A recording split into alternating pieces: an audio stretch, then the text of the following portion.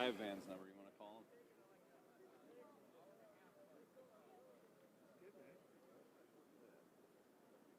Let me see.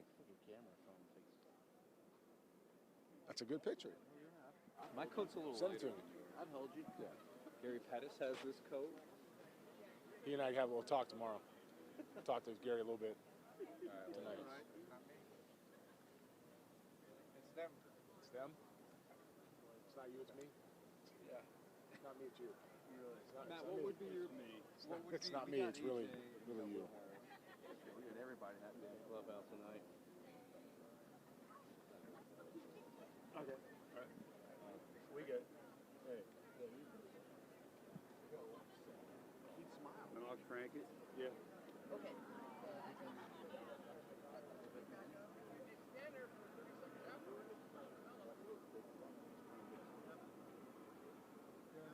Huh. What? Strung hits together. Yeah. Yeah, okay. Well, My big moment was Greinke. Oh, that's there you go. Greinke's strikeout. And he came off the mound and got away from Trinos a little bit. Comes off the mound, throws a guy to first base, ends the inning. Yeah. That's my moment. I thought Greinke's defensive. That's what I'm talking about. Oh, That one. he's a Gold Glover, right? Right. I think so. Do you want to write? Do you want to edit? We can handle this if you want to take care of your. Mike, did you send me that? Oh, for the morning show? Yeah. Did you have another package you're going to do? Oh, okay. You want me to just edit this sound together and feed it back? Yeah, I mean, or you can join us, whatever you want to do. Hello? Tell me, are you doing a Facebook Live now Yeah. or a morning show? Facebook Live. Yeah, I'll do the morning show. Whenever you do it. So just call you? Call you when we're ready for the Yeah, morning? how long are you going to do that? 10 minutes? 10, 15? 10 minutes? Thank you. Why don't you do, okay. Well, why don't you do this, get the sound, send it out, and then come back. Then we can, you know? Okay, just call me. Okay. I'm going to start playing. I'm going to take a picture. Come on. You're ready for bed, aren't you? Mom's right here. It's ready up. Right there. All right, Mook, you ready? You there?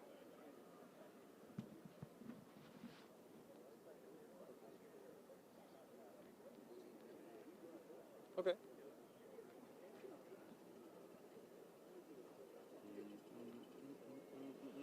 We had like 250 people jump on. People right that love away. when we do this. We need to get going.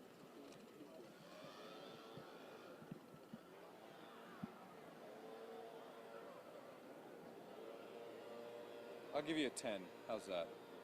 So start now then? All right, here we go. Thanks, bye. Okay, 10, 9, 8, 7, 6, 5, 4, 3, 2, 1. Hey everybody, we're back. Jason Bristol, former Major League Scout Jeremy Booth. We're trying this again. Yes, we're ready to talk Astros after this 4-1 win in Game 3. Since no one heard what we had talked about previously. Can you hear me now? Let's do it over again, huh? It Good. wasn't us. Yeah, we're just going to say it wasn't us. So let me pull this up. Send us your questions, your comments, whatever you thought about this Game 3 win. And looking ahead to Game 4 tomorrow, where AJ says Jose Urquidy will start. Yep. Bullpen game. But let's backtrack a little bit. Some of the things we talked about before this game. One of the three things the Astros needed to do, number one in your mind was Greinke be good but not great. I think he was good enough. I would have liked to have seen him maybe pitch a little deeper into the game, but in your mind, was he good enough? Yeah, he's good enough. I mean, not just because they ended up with the win. No, he didn't. Actually, they did. They ended up with the win. I'm sorry. Yeah, no, sorry. But it's not because the club ended up with the win. He was good enough because he gave them a chance to win, right? Okay. With this ball club in the World Series, you don't have to strike everybody out. That's not his game anymore. You don't have to, go 9 innings. What you need to do, though, is be good enough to keep your club in it, right? And especially down 2-0 to start the night, they needed to get that done. Greinke got as far as he could. He was athletic, was effective, kept guys off balance, and protected what he had. And they would extend the strike zone a little bit, and that's what I meant by being good. As you can hear at Nationals Park, they are cleaning the stadium, so they got the blowers out. I believe some of the umpires perhaps are out here taking pictures with their families. Yep. And it's what you see after a game. Cleanup. It's cleanup time. Yeah, it's cleanup time, but you know, we're still here. Yeah, we're still here. So Karen's checking in. Rochelle, Linda, Ruth, Richard, Pat, John, Rochelle again. Who else do we have here? Dolly.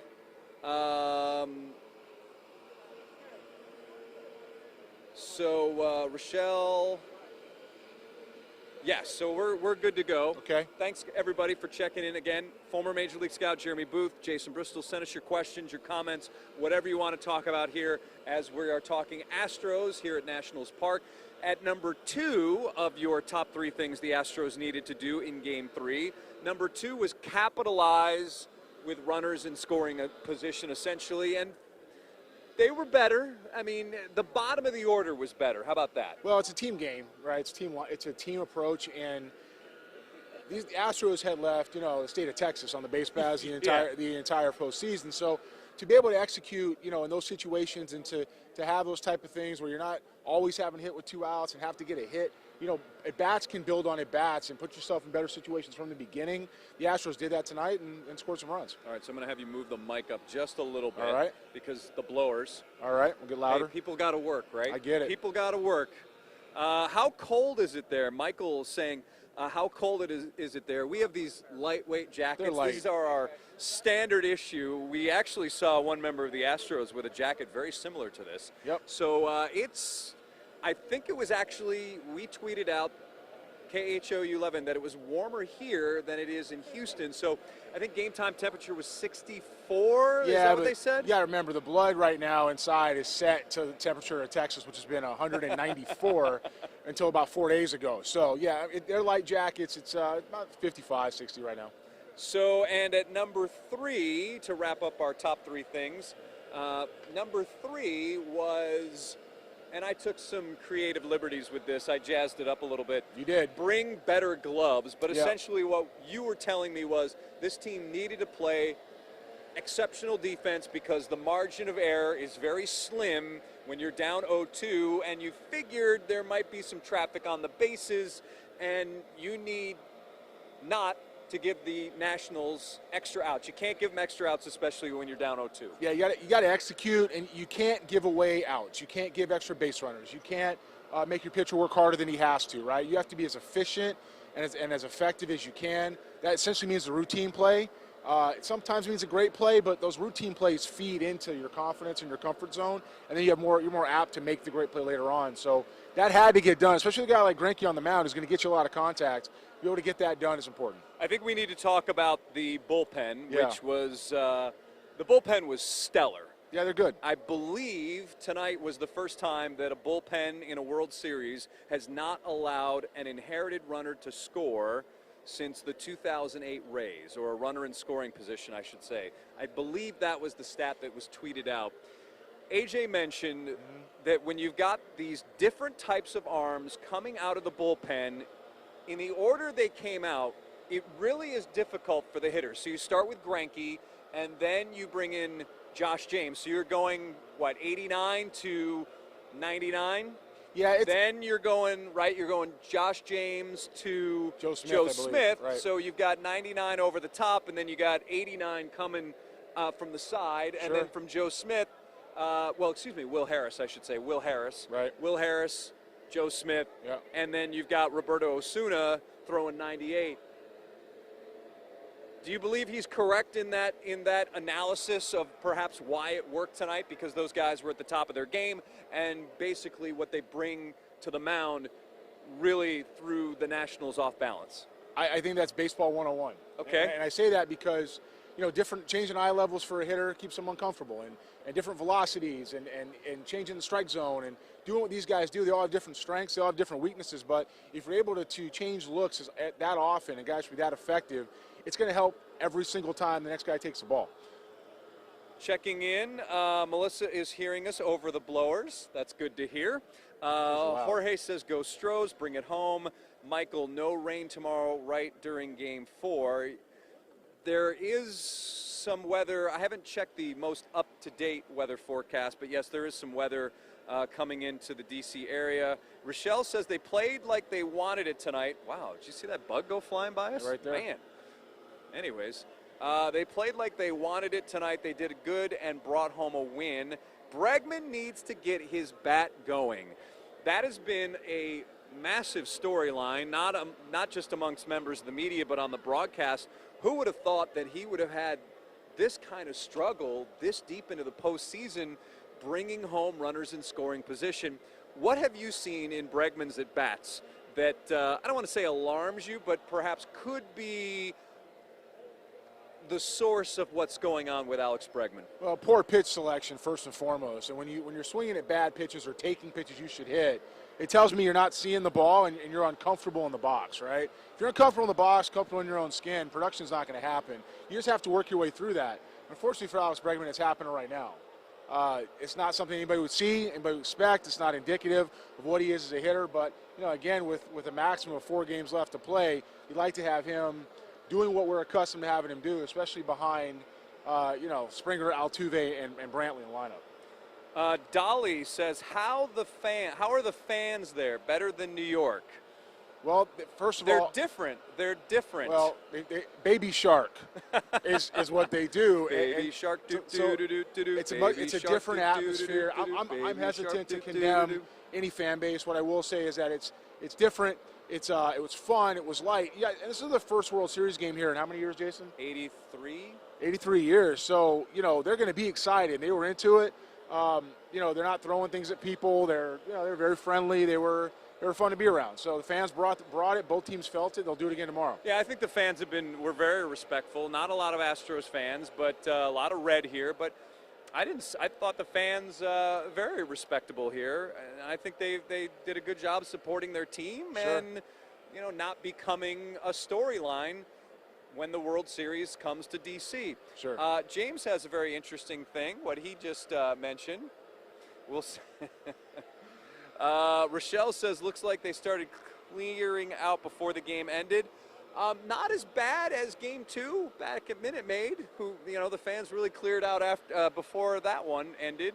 You want me to address that? What? Which part? That top comment right Sure. there? James Howard says, thank God we got Osuna. And, of course, that is the comment Brandon Taubman allegedly made and got fired, the Astros assistant general manager. And Brandon Taubman, of course, is no longer with the organization. The players, before I get to you, the players, Will Harris asked about it tonight. He's like, listen, that doesn't even affect us. Like, it's not even part of what we talk about in the clubhouse. So for them, it's not even a distraction because, listen, Brandon Taubman had little to no effect on what those guys do on a day-to-day basis. Now, Jeremy, what would you like to say about this? I'll say this. None of us know what Brandon Taubman was actually thinking in his head. We're not in his head. We weren't there. There wasn't a direct correlation made. What we do know is that it was it was inappropriate behavior directed at somebody and a couple of people, actually, that was designed to intimidate, period. And the organization did not handle it well from the beginning. Now kudos to them for handling it the way they did a couple days later. And we saw kind of that would be coming with AJ's comment, I think, after Game 2 about or before Game 2, actually, whenever that was, about how this really should have gone down. So, look, I mean, the topic at hand is one that, Roberto Osuna would like to put behind him, that we hope nobody has to experience, but you certainly don't want to take something like that that's sensitive and go after people. Now, as far as the players are concerned, they got a big job to do. They got a job to do. It doesn't matter what you're doing in the front office. They're going to have to go play baseball. It's good they didn't feel it. It's good that they let it go. But I promise you, having that cloud swept away so they can get back to baseball was effective. Roberto Osuna on the field has never been a concern. It's never been a concern. He's one of the best closers of all time. That's why Jeff Luhnow made the decision at this point in his career. Made the decision to go acquire him, regardless of the baggage that came. That was his call. It's well documented that he made the decision over concerns of others in his organization, certainly around the league. So he did what he thought was best for his club. We're in a situation now where Osuna's part of this ball club. It's best for everybody right now to let that go and focus on baseball. Moving on to some other comments now. Michael just looked Sunday 100% rain. Tomorrow's good to go. Let's see. Michael wants to know, what was the decimal for loudness tonight? You know, I actually had my decimal meter, my decibel meter out, and yeah, decibel, but I'm sure it did autocorrect the decimal. Excuse me, I just read it. Decibel meter out, and I don't know, it was low 100s, you know, like train tracks. It wasn't as loud as say Golden State during a basketball game, but it was decent. These blowers feel louder to me. Yeah. Mary says, great strategy move by Tucker today. Gets Springer to third and Altuve to second. Yes, but that was a bad base running. That was bad base running. That ball was hit to the left side of the infield, and yes, it was good for Tucker to get in a rundown so the runners could move up, but it was bad for Tucker to run on that side of the field, right? When the ball's hit to Rendon. You work on that when you're 14 years old, 13 years old, 12. I'm not saying people don't make mistakes, but that's a big run right there. I didn't end up hurting the ball club because they won, but it's a big run. Stay put. There's certain situations you run on, certain situations you don't. It's better to make them execute across the diamond than get into a rundown. Daniel asks, Jeremy, which one is your favorite shark? Is it baby, mommy, daddy, grandpa, or grandma? Did any of those sharks go to Northwestern? I don't know if there's ever a shark that went to Northwestern. All right. Well, yeah, okay. The Astros series solely lies on the bat of Alex Bregman. I don't know about that. I don't think we'll go that far. I think, you know, AJ mentioned in his post-game news conference, they got a bunch of guys. Yeah, they do. And when Bregman's not going, yeah, maybe it's Altuve and Springer. And when those guys aren't going, maybe it's Gurriel and Correa. So I think Bregman is lucky, and that's why they're in the World Series. They've got a stacked lineup. And when one guy is not hitting, other guys got to pick him up. But certainly you're talking about an AL MVP candidate. You need him. You are hoping to have him at his best, but it has been a struggle thus far. Jose Altuve is and AJ called him the heartbeat, I believe is what he said, or heart and soul of what this team does. We talked about before the game. It's easy to overlook him because we're just so used to him being so good. He's the guy. George Springer's good. Bregman's good. These guys are all MVP candidates at any given point. Altuve is the guy that makes this team go offensively. When he's right, they're all right. All right, there's a lot of baby shark comments here.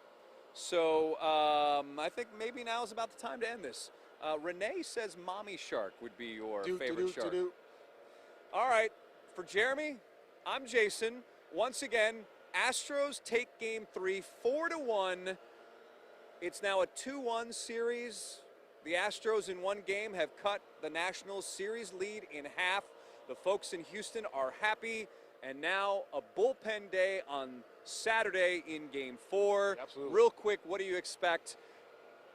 I got to believe that you believe the Nationals have an edge if they do indeed go with Patrick Corbin. Yeah, they got an edge because they got a true starter. However, here's what I saw tonight from which gives me hope for tomorrow for the Astros if I'm them, is that Greinke was able to keep those guys off balance, right? He's not throwing 97, 98. He's got them off balance. Urquidy's going to do the same thing, and AJ said, and correctly so, he's going to go as far as he can. So they're going to do what he has to do. Don't be surprised if he turns the lineup over once, and that's just like having a start. Remember, Greinke was 4 2/3 tonight. Yeah. So you don't have to go 7 innings. You know, if he gets through 3, he gets through 4. That's a start, even if he's a reliever. All right, everybody, that's going to do it for us here at Nationals Park. Astros win 4-1. We'll talk to you next time on KHOU 11 News.